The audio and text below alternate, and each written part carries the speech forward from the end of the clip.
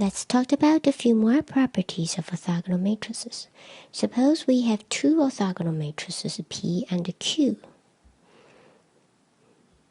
These are both n by n orthogonal matrices. Is Q transpose orthogonal as well? Pause and think about this. If Q is orthogonal, we know Q transpose Q is the identity matrix. And how about Q transpose? That's that also an identity matrix? That's indeed the case, right? So that would make Q transpose orthogonal? Yes, indeed. Well, this is interesting. Why? Because remember, what does it mean to be an orthogonal matrix? Q is an orthogonal matrix if and only if the column vectors of Q form an orthonormal basis for Rn. Now, what would be the column vectors of Q transpose? The column vectors, because Q transpose is orthogonal, the column vectors of Q transpose are the row vectors of Q. So when Q is an orthogonal matrix, meaning all its columns form an orthonormal basis for Rn, its row vectors also form an orthonormal basis for Rn. How about Q inverse? Is it also orthogonal? Well, without a question, because in this case, Q transpose is actually the same as Q inverse. How about the product PQ? The product PQ, is it also an orthogonal matrix? We can simply check if Q, PQ, and the PQ transpose, see if it's the identity matrix. Then we get Q transpose, P, and the Q is orthogonal, so this is the identity matrix. QQ transpose, again we get identity. So yes, the product is also orthogonal. The product of two orthogonal matrices is again orthogonal. And we have seen earlier that determinant Q is equal to plus or minus 1, right? Because Q transpose Q is the identity matrix, so determinant Q transpose determinant Q is equal to 1, and determinant Q transpose is the same as determinant Q, so that means determinant Q square is equal to 1. So that would make determinant Q equal to plus or minus 1.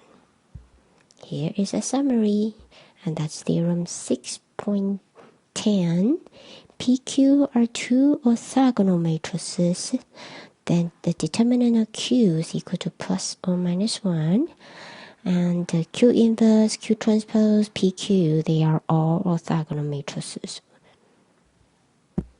We have orthogonal matrices, and we also have orthogonal linear operator. A linear operator, T on Rn, we say it is an orthogonal operator if its standard matrix is orthogonal. If we restate theorem 6.9, the results of 6.9 for a linear operator, then this is what we get. T is an orthogonal operator on Rn if and only if it preserves dot product, if and only if it preserves norm. Let's look at an example. We would like to find an orthogonal operator T on R3 such that the image of this vector is the standard vector E1. So this is E1 in R3, and this is a particular vector V. So we would like to find the linear operator T on R3 so that this is true. This is R3, this is R3, and there's a B vector here, and this is the standard vector E1. The only thing about this linear operator is that the image of B is E1, and it's orthogonal. That's the only condition. Do you think there are more than one orthogonal operator that can do this? There's probably more than one orthogonal operator that can do this because we only know the image of only one vector. So let Q be the orthogonal standard matrix of T, and we are going to find one particular example of T such that this is true. QV is equal to E1. V is this vector. So we want to find Q so that this is true and Q is orthogonal. Alright, so let's try to use the orthogonal condition somehow. Well, orthogonal Q. The easiest condition is Q transpose Q is the identity matrix, right? So let's multiply Q transpose and see what happens. We multiply Q transpose on both sides. Then on the left hand side, these two cancel off and we are left with V only. So what did we get from this equation? The left hand side is V, the right hand side, what is the right hand side? The right hand side is Q transpose E1, right? And remember, E standard vector extract column vectors. It extracts the first column vector of Q transpose. Wow, so we know the first column vector of Q transpose. It should be V. And the other two column vectors, let's call them B1 and B2. And these three should form an orthonormal basis for R3. So we already have one basis vector, and we would like to extend it to a orthonormal basis for R3. We can find Q transpose by extending V to an orthonormal basis for R3. If these three vectors is an orthonormal basis, then what can we say about B1 and B2? They should be the basis for a particular subspace, right? Which subspace is it?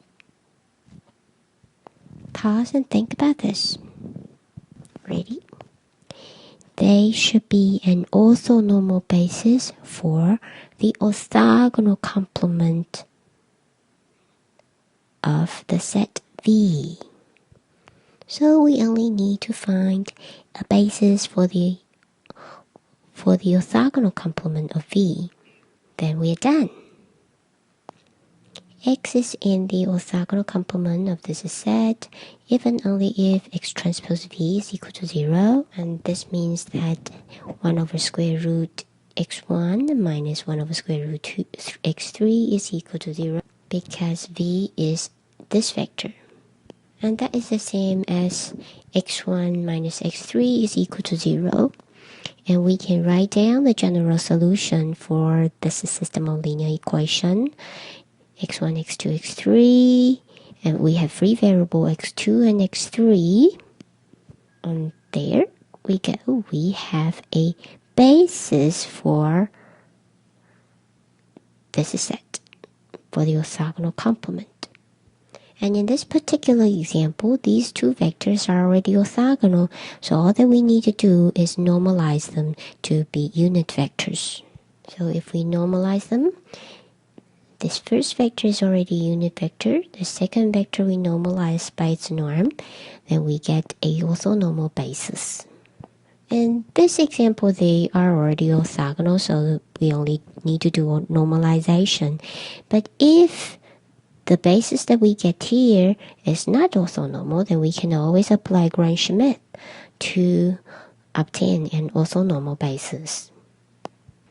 So by putting all three vectors together, we get the Q transpose matrix. Taking the transpose, we get Q.